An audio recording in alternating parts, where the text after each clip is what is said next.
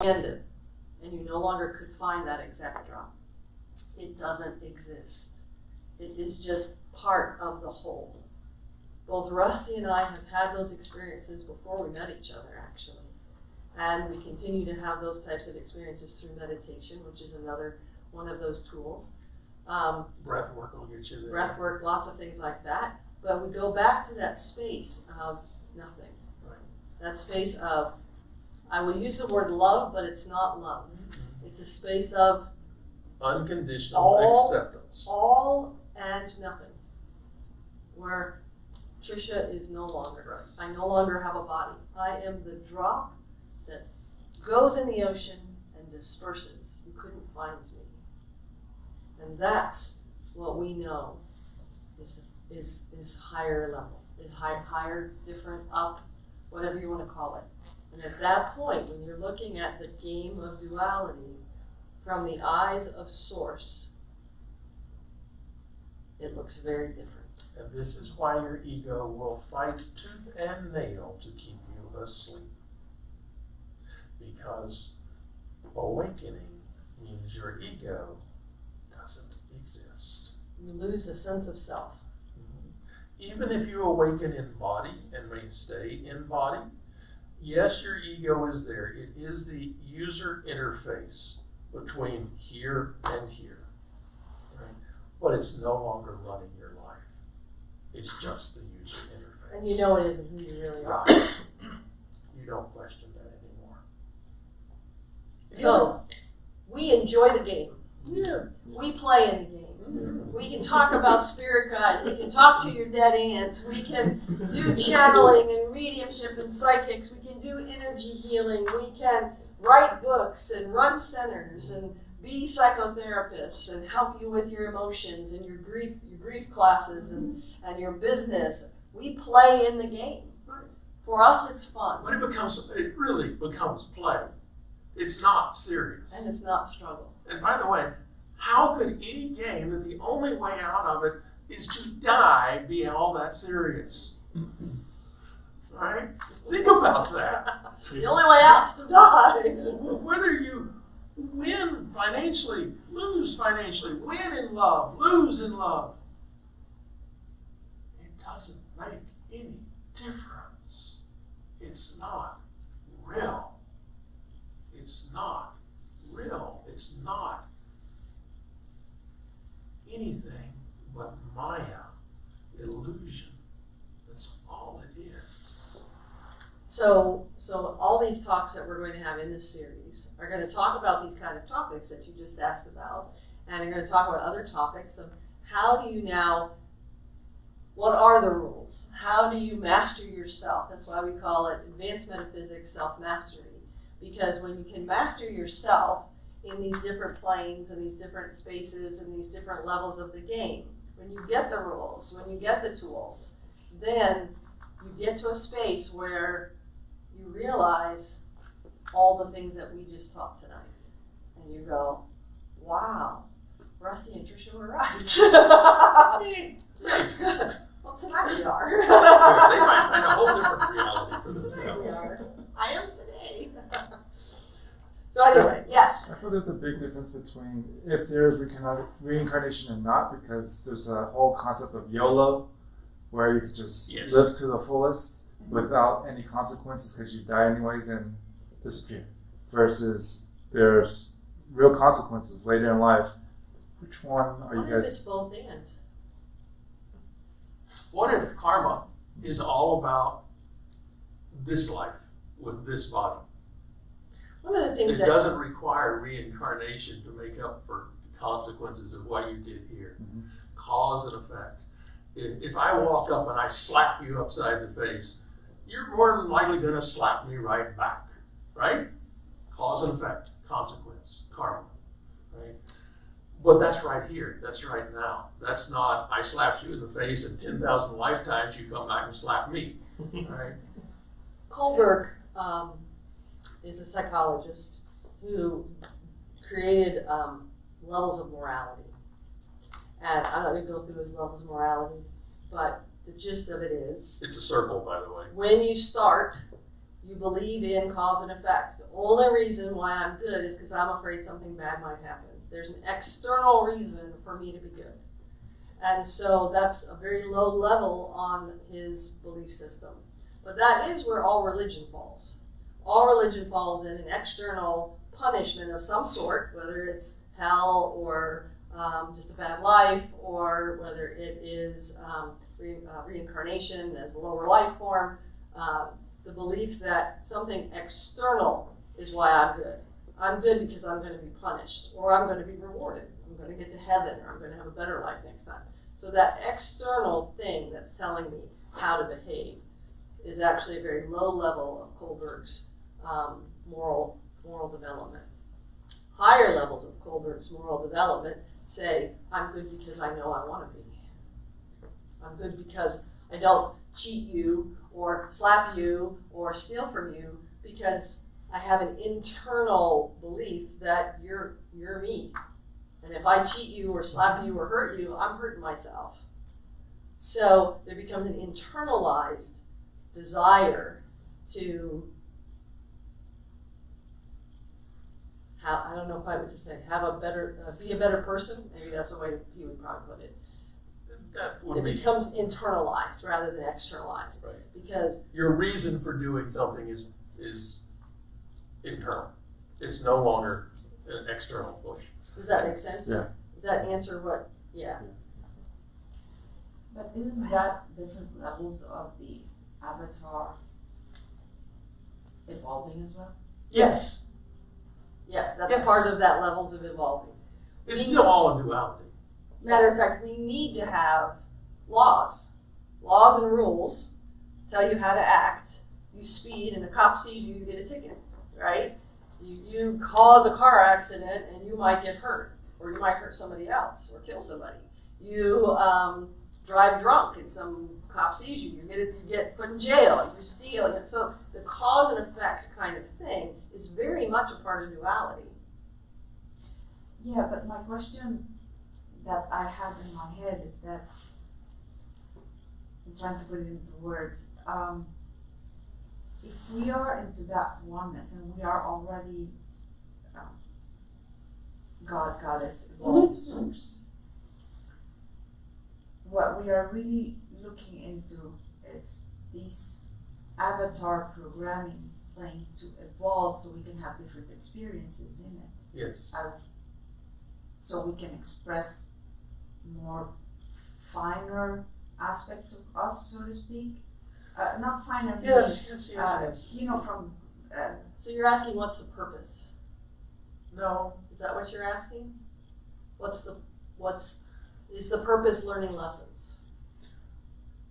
Or are you trying to say? who is learning? Nobody. I cannot. It's a little. It's thing hard. That came to mind. Yeah, to my yeah. perception that I cannot really put into words. But what came is that you can, let's say you can perceive as far as the level of avatar that you have Mm-hmm. on all levels, Mhm. the physical health, emotional health, mental health, all the bodies, right? That they are all together. Right. So if we are that all-knowing that merged, right? Mm-hmm. We don't really need to know because we already know it at some level, right?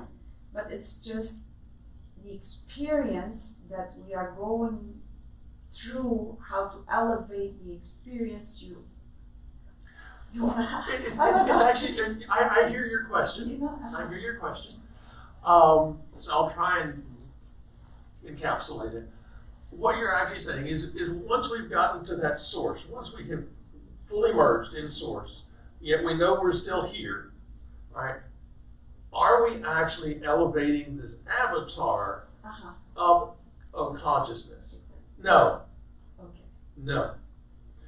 This doesn't go there. So Right. there's no change. Well, yes and no. The change is that I'll let's say I was an alcoholic. Yeah. Then I had this oneness experience. All right.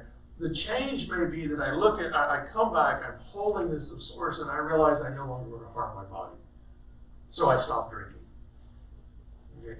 Are you elevating your consciousness? Or are you just bringing this avatar into line with your knowing? More aware. More aware. And that's what it is. You become more aware. You also become accepting. Right? The one thing for me that I have found along the way is I used to get mad at myself because I did something. Okay? All right? I'll take ownership of this. I loved Coke when I was in my 20s. And I am not talking about what kind of the red key. All right? And I would get mad at myself about it. But then I realized at one point that getting mad didn't change anything. It just made me mad and angry at myself. And I was very unjudgmental of who I was at that point. Then I realized, if I just forgive myself for making a mistake, I'm less likely to remake the mistake. So it becomes about forgiveness. What happens is, from this point, you look at everything that's happening and you go, I forgive. It's just a mistake. I can do better. And forgiving someone else is forgiving yourself as Right. well if we're all connected. Right. And even the Dalai Lama talks about the connectedness of life. Because that has been my question all day today, the forgiveness part. Yeah. Because it's, how do you achieve it? How do you truly achieve it? That it's not only intellectual, that it's not, how do you feel it?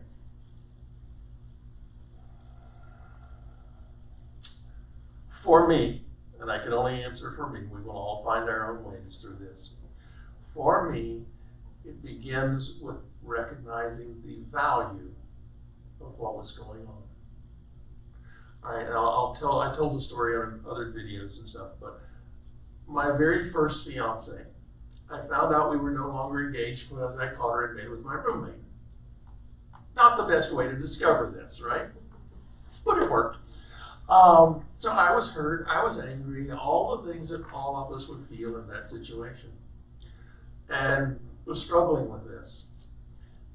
And, going, what do I do with this? How do I get beyond this? And what I literally heard, because I'm very clairaudient, and I heard in my head, tell her thank you.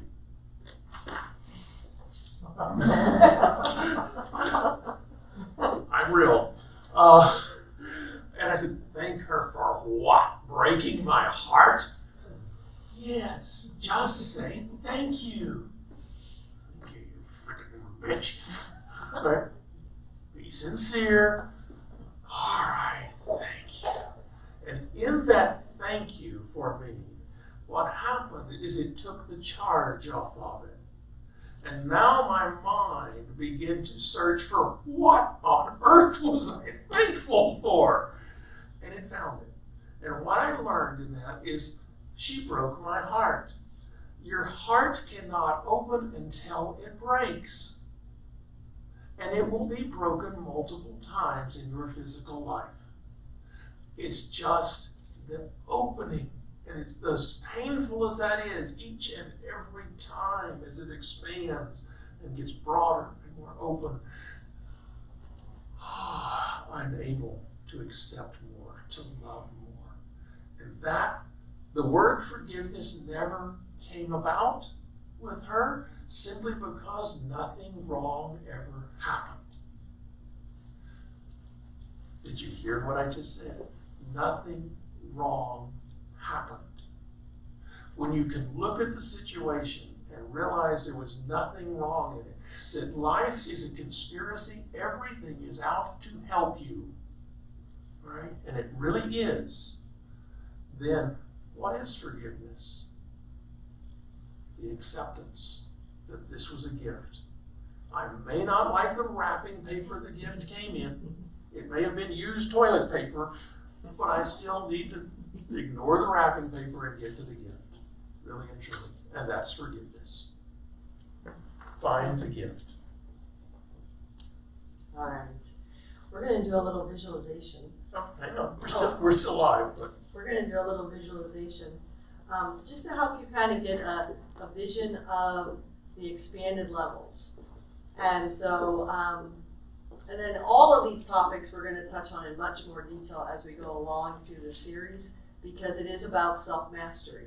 And as you master more of what your avatar does, sees how it acts, it will help you continue to move on your path. and as you ask for specific practices, we will eventually, remember 5 months in here, we got a little growing to do. We will eventually start having some classes, like a weekend workshop type of thing, that will focus on those As skills well. and tools. Yeah. Cool. All right, you ready? Sure, what are you doing? Go for it. Oh, by the way, I was informed last night that I am taking you in a guided imagery all the way from here. And I'm going, how do I do that? So let's all go on that journey and find out. As some of you know, I'm sort of the breath guy. Well, so tonight's breathing pattern for this visualization is a little bit different. What I want you to do is, feet on the floor, cross, I don't care, however you're comfortable. But I want this to be a very slow, rhythmic wave. And it can be in and out through your mouth or your nose, either one, doesn't matter. But it's just sort of a... And don't pause when you inhale or exhale. Just kind of keep it flowing. Just A in and out. very slow, rhythmic wave. With Sort of no like a pause. sine wave is your breath. So go ahead, close your eyes, and take that first deep breath. And out.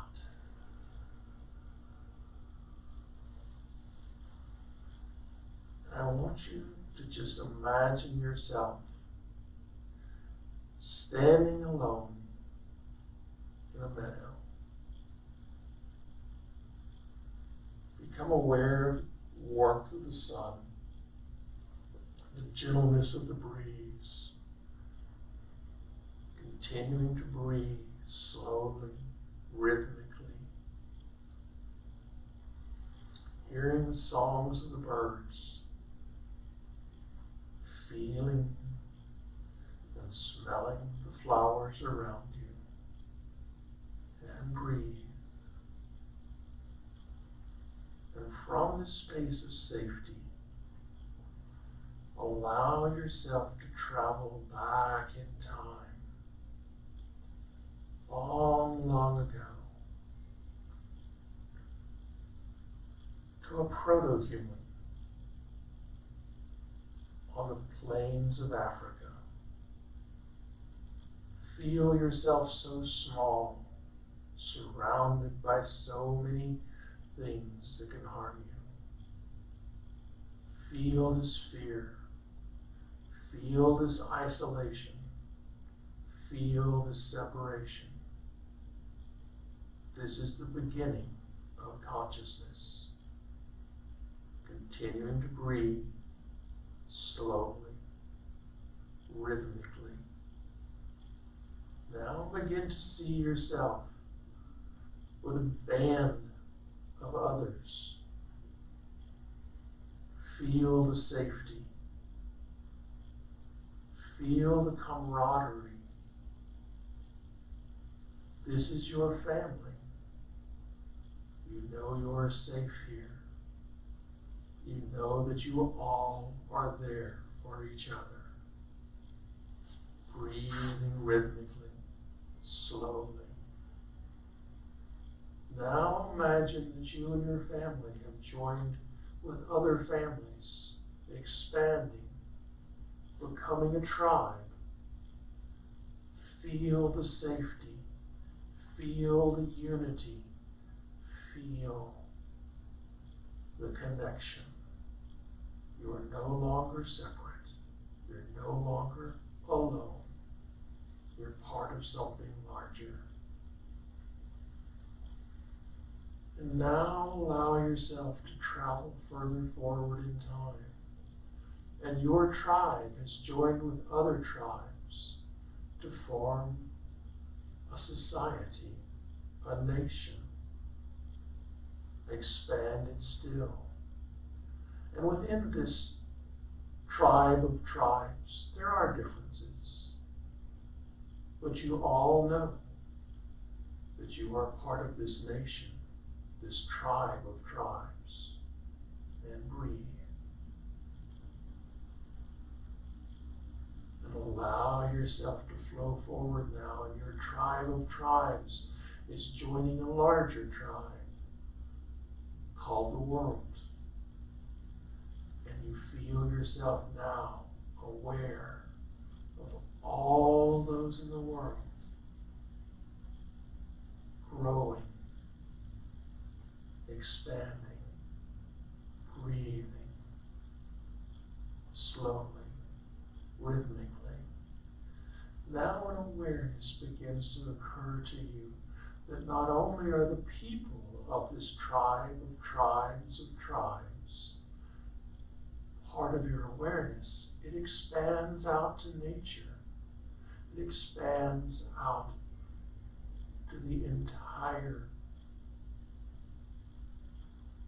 beingness of the world. Breathe. And stay for a moment in this connection to the people of the world, to the creatures of the world, to the air, the plants, the rocks. Feel this connection at this point. And breathe. And relax. And all of a sudden become aware of a brilliant, bright white light centered right in the middle of your head, right behind your brow. And now this light expands you,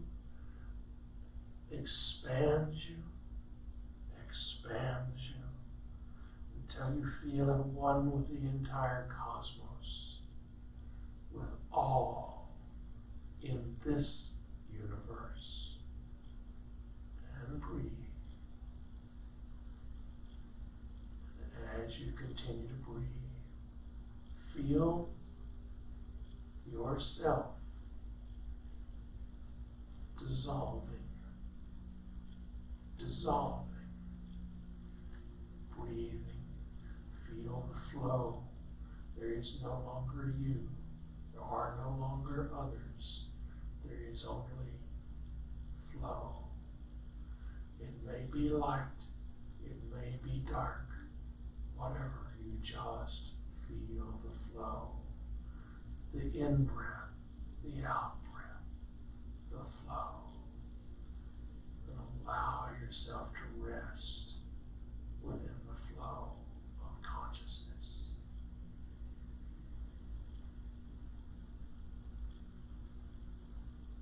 Breathe.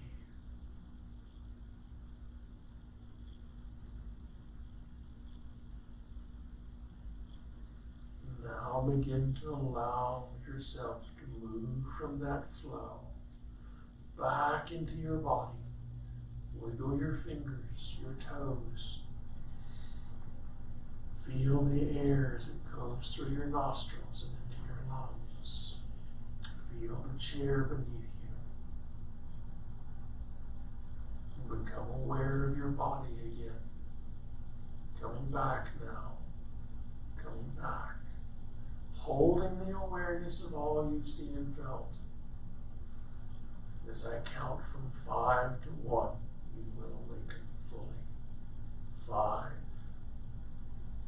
4, 3, and you're coming back now. 2, 1, and you're here.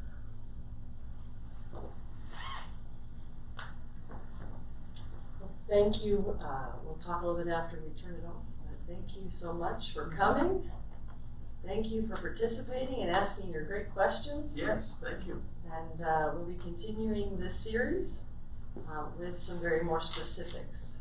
What are we talking about next week? Tonight was just kind of the overview of it all. I have to look.